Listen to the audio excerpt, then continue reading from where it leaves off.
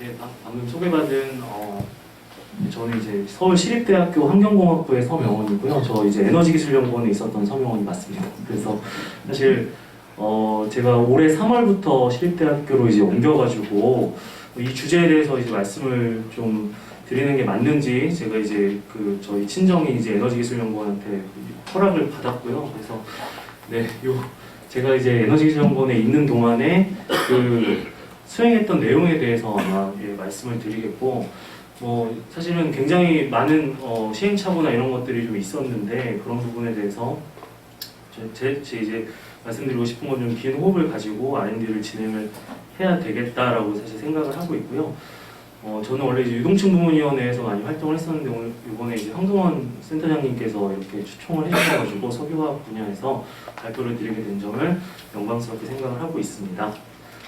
네, 이 부분은 아마 이제 이은도 박사님이나 이제 그 민영기 박사님 다 똑같이 아마 발표를 하실 것 같은 부분이라서 빨리 지나가겠습니다. 예.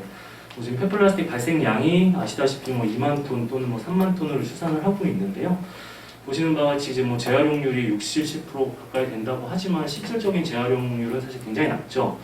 이게 이제 수거 단계에서 이제 통계를 낼 때는 이렇게 재활용으로 통계를 내는데 실질적으로 이제 처리되는 부분을 생각을 한다면 실질 재활용률은 사실 굉장히 낮은 수준에 있습니다. 이제 아시다시피 이제 그런 거는 플라스틱이 이제 잘 수거라든지 이제 그 분리하는 과정에서 굉장히 어려움이 있고요. 대부분 우리가 쓰고 있는 그 플라스틱들이 아시다시피 이제 여러 가지 그 플라스틱 물질이 합쳐져 있는 그런 거다 보니까 아무래도 물질 재활용이라든지 이런 측면에서 좀 어려운 점이 있습니다. 그런 부분 다 아실 거라고 생각하고 있고요.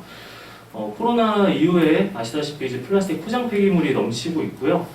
요런 사항들은 사실 지난 한 2, 3년 동안 많이 보셨던 그런 내용이라고 생각을 하고 있고, 아시다시피 아마 근데 제가 말씀드린 거 잘 모르시는 것 같은데 이제 6월 달부터 아시겠지만 이제 일회용 컵 보증금 제도라는 게 이제 시행이 됩니다. 그래서 앞으로 우리가 프랜차이즈 38,000개 그 지점에서 그 이제 일회용 컵을 살 때 300원의 보증금을 받게 되고 그 300원을 나중에 반납을 받게 되는 그런 이제 환경부에서 여러 가지 지금 경영지책을 내고 있는데 그렇게 해가지고 지금 이제 폐플라스틱 발생량을 줄이기 위해서 그렇게 노력을 하고 있습니다.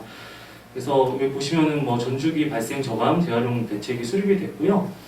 환경부 쪽에서는 또 열분해 쪽으로 사실은 좀 타겟을 잡아가지고 지금 0.1%에서 10%까지 올리겠다라는 내용이 있었고 여기에 보면 이제 가스화 내용이 사실은 밑에 좀 숨어 있습니다. 그래서 이렇게 해서 이제 메탄올이나 암모니아를 생산하거나 수소를 계절 추출할 경우에는 이런 것들도 R&D를 지원을 하겠다라고 이제 2021년도에 환경부에서 발표를 했었죠. 그리고 이제 그 중간에 그 탄소 중립 시나리오가 이제 발표가 됐는데 그 탄소 중립 시나리오에 보시는 바와 같이 지금 이제 온실가스 배출량이 약 1,700만 톤 정도가 되는데 이거를 440만 톤까지 저희가 줄여야 됩니다. 폐기물 분야에서. 그래서 이제 그거를 역으로 계산을 해봤어요. 과연 이만큼이 지금 나오고 있는데 그 이제 CO2 배출량이요. 그거를 이제 나중에 이만큼까지 줄여야 되는 상황인데 뭘로 줄일 거냐 했더니 이제 바이오 플라스틱 그리고 감량, 에너지화 이렇게 이제 나눠지는데 사실 에너지화에 대한 포션이 그렇게 크지는 않습니다. 이제 크지는 않은데 그거를 이제 역으로 다시 계산을 해보면 한 100만 톤 가까이 되는 매년 양을 이제 에너지화를 해야 됩니다. 근데 아시다시피 2019년 현재 열분해 유 생산하는 양이 한 10,000톤 정도였거든요. 그러니까 이거를 100만 톤까지 늘리려면 진짜 엄청난 많은 양의 에너지와 그 시설들이 설치가 돼야 되는 게 맞는 건데 과연 그렇게 할 수 있을까에 대해서 굉장히 많이 고민을 좀 해야 되는 부분으로 생각을 하고 있고요. 이 부분은 다들 아시겠지만 그 이제 선별하는 것에서 기술적인 문제 효율적으로 처리하는 기술이 둘 다 이제 필요가 한 부분이고 EPR 제도라든지 그리고 이제 플라스틱 생산 방식에 대해서도 계속해서 지금 바뀌고 있고 그리고 아까 말씀드렸던 컵 보증금 제도에서 또 재미난 부분 중에 하나가 앞으로는 이제 그 그러니까 일회용 컵에 대해서 표준화를 시킬 예정입니다. 그래서 이제 기존에는 PP나 P나 페트 다양한 재질이었는데 그걸 이제 페트 A 그거 재질로 하고 인쇄면을 몇 프로 이하로 인쇄를 안 하게 되고 그 다음에 거기다 이제 조폐공사에서 만드는 라벨을 부착을 해가지고 그 라벨로서 이제 인식을 하게 그렇게 바꿀 그 생각을 하고 있거든요. 그러니까 그렇게 많이 이제 노력을 하고 있다. 그리고 이제 재활용 수거 구조에 대해서 사실 굉장히 민감한데 이거를 기존의 민영에서 이거를 하다 보니까 이런 문제들이 발생을 해서 이걸 공공 시스템으로 2024년까지 단계적으로 계속 2024년부터 단계적으로 개선을 하겠다라고 발표를 했고요. 불법 투기에 대한 내용은 이제 아까 말씀드렸던 쓰레기산 부분하고도 연관이 되어 있고 톤당 소각 비용이나 이제 매립 비용 이런 것들도 사실 굉장히 많이 증가를 했죠 최근에. 예.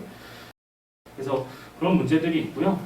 다들 아시다시피 이걸 이제 에너지화하는 방법에는 연소, 열분해, 가스화가 있는데 저희는 이제 가스화에 집중을 했고요. 이제 아시다시피 이제 혼합 폐플라스틱을 처리하기 위해서는 가스화가 괜찮은 방법인 것 같고 또 대용량화로 가기 위해서는 가스화 방법이 괜찮다라고 생각을 했었고요.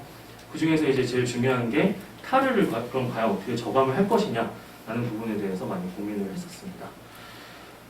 그리고 이제 국내외 기술개발 현황은 아시겠지만 서머셀렉트, 에너캠, 에바라, 우베 아마 회사에 계신 분들은 다들 기술 검토를 해보셨을 거고 굉장히 잘 알려진 공정이긴 한데 지금 잘 이렇게 돌아가는 공정도 있고 잘 또 문제가 있는 공정도 있고 다양한 특성들이 있죠. 그런데 이제 저희가 생각했던 거는 그 차별화 전략으로 해가지고 이제 좀 간단한 잘 돌아가는 유동층 반응기를 만들자라는 게 이제 목표였고요. 그런 측면에서 연구 과제를 진행을 했었습니다. 그리고 이제 국내에서는 최근에 이제 폐플라스틱 가지고 수소 생산하겠다고 하는 업체들이 많이 이제 늘어났었고요. 그래서 두산중공업이라든지 그리고 이제 해외에서는 지금 이제 아시다시피 EUP 공정 이게 이제 지금 성공적으로 돌아가고 있고 가와사키에서 돌아가고 있고 그런 현황이 되겠습니다. 그래서 이제 그 에너지기술연구원에서 지난 2년 동안 개발을 했던 그 주제는 이제 요 폐플라스틱 가스화 기술 개발에 대한 내용이었고요. 이제 1차연도에 제작하고 2차연도에 약 100시간 정도의 연기운전을 하고 이제 스테이지 2단계에서 스테이지 3단계로 넘어갔습니다. 그래서 스테이지 3단계에서는 얘를 좀 더 안정화시키는 그런 연구들을 진행을 할 예정에 있습니다. 그래서 이 플랜트는 이제 그 화암 캠퍼스라고 이제 북대전 IC 근처에 있는 저희 에너지기술연구원의 이제 약간 분원 같은 그런 곳에서 이런 그 플랜트가 있는데 여기 방문하신 분들도 많으실 거고요. 아시다시피 이게 부합가스 제조시설로 등록이 되어 있기 때문에 여기서 대부분 합성가스를 생산하는 그런 플랜트 실험이라든지 이런 것들은 다 여기서 진행을 하고 있습니다.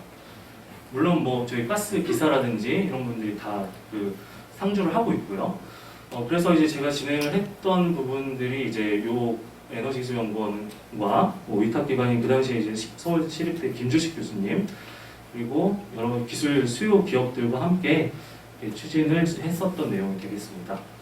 그래서 이제 요 순환 구조에 대해서만도 사실은 굉장히 오랜 시간 얘기를 할 수가 있는데 그 부분에 대해서는 빨리 스킵을 해야 될 것 같고요. 사실은 이제 저희가 이거를 역추적해가지고 생활 폐기물하고 이제 재활용품을 과연 어떻게 진행이 되는지를 했는데 제가 이제 여기 학생들한테 강의를 하다 보면서 여기에도 굉장히 허점이 있다라는 거를 확인을 했었고 이게 또 시도마다 또 지자체마다 이게 또 좀 상황이 많이 다르긴 합니다. 그래서 이렇게 하기에는 조금 어려운 면이 있지만 아무래도 이제 물질 재활용이나 열적 재활용이 되고 남는 그런 저희가 잔재물을 대상으로 이제 연료로 사용을 했다라는 점을 말씀을 드리고요. 지금 이제 저희가 생각했던 그 타겟 1 같은 경우에는 이게 이제 시멘트 회사 같은데 지금 톤당 4만 원에서 8만 원 정도로 아마 공급이 되고 있는 걸로 그러니까 그렇게 그만큼을 이제 주고 위탁 처리를 하고 있는 그런 상황이 되겠고요. 이제 SRF는 잘 아시겠지만 이제 SRF를 최근에 많이 사용을 하지 않고 있습니다. 그러니까 점점 그 수요 양이 줄어들고 있는데 SRF 같은 경우도 지금 가격적인 측면이라든지 많이 떨어졌죠. 그러니까 굳이 이 연료를 사용을 해야 되느냐라는 이제 보일러 회사들에서 많이 얘기를 하고 있는 그런 상황이고 그래서 저희는 타겟을 이 두 가지를 잡아가지고 이제 연구를 진행을 했었고요. 실제로 이제 포천에 있는 그 선별 업체라든지 이런 데를 찾아가면서 이렇게 발품을 팔아가면서 사실은 연구를 좀 진행을 했었죠. 해가지고 연료들을 다 얻어가지고 성상을 다 해보니까 저희가 생각하는 그 성형 SRF 그리고 비성형 SRF 기준에 모두 맞는 거를 확인을 할 수가 있었고요. 네. 연료 분석을 해보면 뭐 아시다시피 이제 SRF 국내 기준이 그 저희 발열량 기준 3,500에서 3,650 정도 되는데 그거보다는 훨씬 큰 걸 알 수가 있고, 그리고 사실은 많은 분들이 걱정하시는 게 이제 플라스틱에 CR 성분이 많지 않느냐라는 말씀 많이 하시는데 한 0.4%, 0.7% 이 정도 되는 것을 확인을 할 수가 있었습니다. 그리고 뭐 금속 성분이나 이런 거는 이제 미검출되었고요. 모두 저희가 타겟으로 하는 게 SRF를 생산할 정도의 퀄리티가 된다. 그러니까 SRF 기준에 맞는다는 걸 확인할 수가 있었고, 이거는 이제 TJ, BTG를 이제 진행했는데 아시다시피 뭐 헤미셀룰로즈라든지 PE, 피트, 페트, PE 굉장히 다양한 혼합 플라스틱인 걸 확인을 할 수가 있었죠. 그래서 SRF를 사실은 그냥 이거를 공급받아가지고 사실은 뭐 적은 양은 모르겠지만 많은 양을 받았을 때는 이렇게 저희가 이제 폐기물 처리 시설로 허가를 받아야 됩니다. 그래가지고 관할 구청인 뭐 대전 유성구에 허가를 받아가지고 이제 그 수도권 매립지에 있는 그린 에너지 개발이라고 하는 SRF 공급 업체에서 공급을 받아가지고 이제 실험을 진행했던 상황이 되겠고요. 기포이동층 가스화기 기술은 사실은 많이 이제 정립되어 있는 기술이긴 하지만 저희가 랩스케일 장치를 또 구성을 해가지고 이 랩스케일에서 타르, 포집 그런 특성 같은 것들을 또 연구를 했었습니다. 그래서 가능 온도에 따른 합성가스 조성, 당량비에 따른 조성, 온도나 이하에 따른 이제 타르 생성량 이런 연구들을 이제 진행을 했었고, 사실은 이 데이터베이스가 있어야지만 이 랩스케일을 기반으로 해서 파일럿 스케일로 갔을 때 서로 데이터를 이제 비교를 해볼 수가 있으니까, 그리고 스케일업까지 갈 수가 있으니까 이제 이런 것들을 진행을 했던 부분이 되겠고요. 이 파일럿 설비에 대해서는 이제 하루에 1톤을 처리할 수 있는 1톤 퍼 데이 규모의 파일럿 설비를 이 P&ID하고 이제 뭐 배치도 레이아웃을 나타내고 있고요. 이게 이제 설치 동영상인데 사실 저희가 공간이 좀 부족하다 보니까 기존에 있었던 그 설비를 이제 그 철거를 하고 진행했던 부분이 되겠습니다. 그래서 뭐 실제 이제 제작했던 제작 업체 방문해가지고 저희가 찍었던 사진이고, 컨트롤룸이라든지 이런 부분을 공사했던 부분이 되겠습니다. 그리고 이게 이제 HMI 화면이 되겠는데요. 보시는 바와 같이 이제 연료가 이렇게 이제 이쪽에서 연료가 이제 피더를 통해서 이게 주입이 되게 되면 이렇게 기포이동층 가스화기가 있고요. 그 다음에 여기 사이클론을 통해서 이제 분진이라든지 이런 부분 제거하고, 이 활성탄 반응기가 있었고, 그 다음에 이제 열교환기가 2대가 있고요. 그래서 온도를 낮춰준 다음에 여기 이제 그 스크러버에서 스크러빙을 한 다음에 또 수분 미스터 트랩을 잡은 다음에 그 다음에 이제 플레어 스택으로 가서 태워 내보내는 그런 장치가 되겠습니다. 그래서 이제 시뮬레이션 부분도 좀 필요하다고 생각을 해서 요건 이제 그 CPFD인 바라쿠다 프로그램을 사용을 해가지고 진행을 했던 부분이 되겠고, 이걸 이용해서 대략적으로 이제 가스 조성이 어느 정도 되겠다라는 걸 예측을 했었습니다. 그래서 이제 저희가 사실은 총 3차 운전을 진행을 했었고요. 그러니까 뭐 이제 그 캠페인이라고 하죠. 그래서 이제 그걸 다 이어 붙여가지고 100시간이라는 시간을 이제 달성을 했었는데, 사실 하면서 굉장히 많은 시행착오와 여러 가지 문제점들을 저희가 발견을 할 수가 있었습니다. 그래서 1차 실험을 했을 때는 뭐 이제 승온 연소 가스화 조건을 통해 가지고, 원래 저희가 그러니까 이거 잘 아시는 분들은 아시겠지만 먼저 이제 연료를 저희가 그 버너를 이용을 해가지고 반응기 온도를 먼저 높여준 다음에 그 다음에 이제 한 5, 600도까지 도달을 하게 되면 그 다음부터 연료를 집어넣습니다. 넣어가지고 연소 조건을 통해가지고 온도를 한 가스화 온도인 7, 800도까지 올려주게 되고요.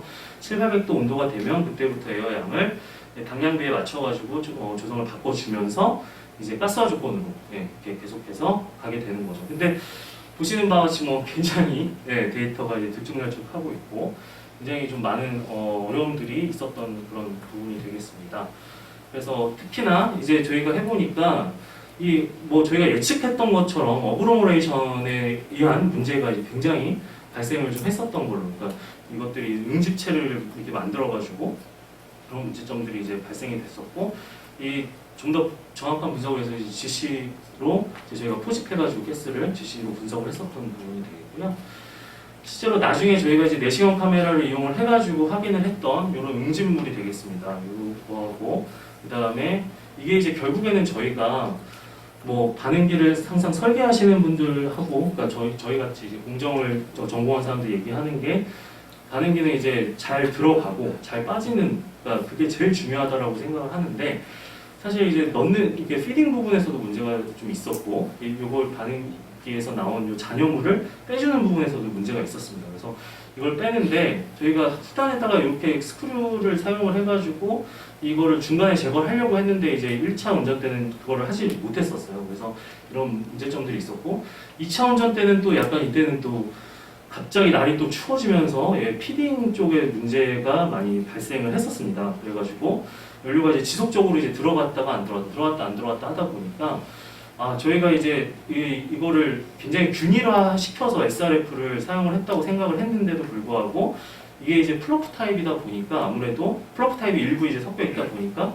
그런 애들이 이제 벽면에서 계속 이제 또 잘 주입이 안 되는 그런 문제점들을 확인할 수가 있었고, 그래서 저희가 중간에 여기 연결 부위를 이렇게 다 제거를 한 다음에 연료를 다 빼낸 다음에 이제 다시 그 수선별을 통해 가지고 이제 펠렛만 다시 집어 넣어가지고 진행을 했던 부분이 되겠고요.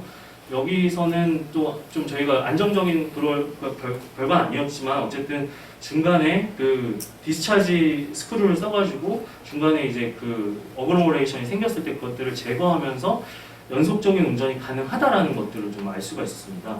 그래서 좀 안정적인 조건이 그렇게 뭐 길지는 못했지만 그때 합성가스 조성하고 뭐 이제 타르하고 이런 것들을 분석을 해보니까 합성가스 조성, 이게 에어가스화 했을 때 이 정도 이제 조성이 나오고요. 그 다음에 이제 타르도 저희가 랩스케일에서 했던 거하고 거의 비슷한 어떤 결과가 나온다는 걸 확인을 할 수가 있습니다.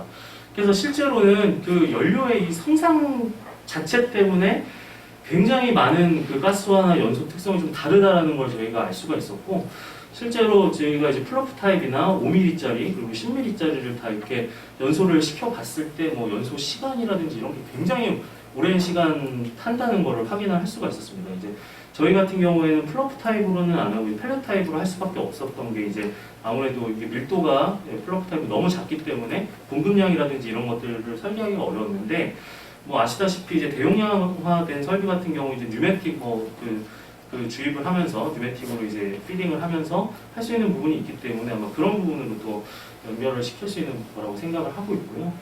그러니까 실제로 SRF를 했을 때는 이렇게 굉장히 많은 시간의 그런 반응 시간이 필요하더라라는 걸 알 수가 있었고, 뭐 응집물도 마찬가지로 이렇게 생겼고, 이게 이제 2차 열교환기를 저희가 나중에 이제 뜯었을 때 이렇게 타르가 굉장히 많이 생성되는 걸 확인을 할 수가 있었고요.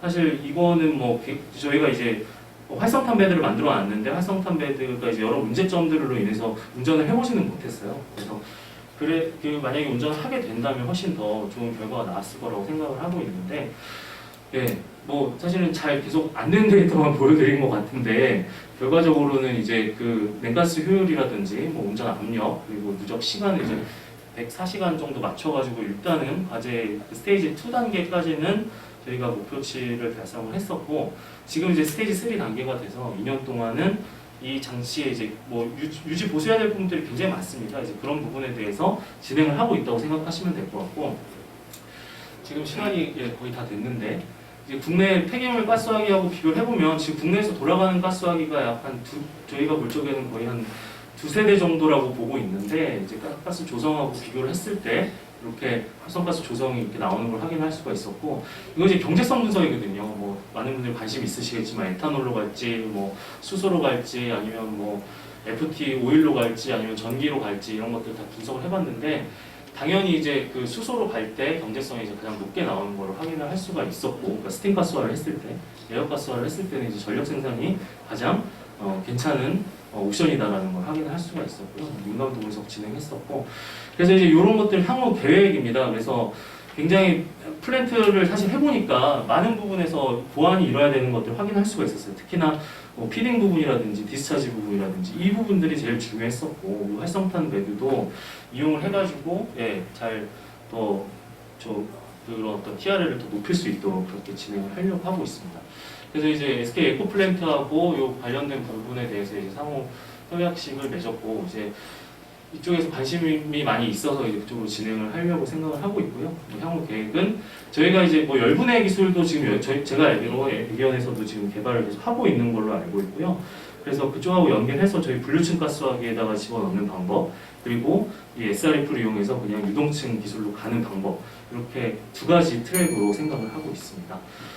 네, 갑자기 발표를 끝내서 해야 되는데, 네, 제가 이제 더 사실은 연구를 해야 되는데, 예, 올해부터 이제 서울시립대학교 환경공학부로 옮겨서 이제 뭐 저희 박영문 교수님이라든지 아니면 이제 김주식 교수님이라든지 폐플라스틱 열분해 가스화 쪽에 굉장히 연륜이 있으신 교수님들하고 같이 이제 일을 하게 되었고요. 그래서 네, 앞으로도 혹시 이런 가스와 관련된 연구가 필요하다고 생각이 되시면 언제든지 연락을 부탁드리겠습니다. 감사합니다.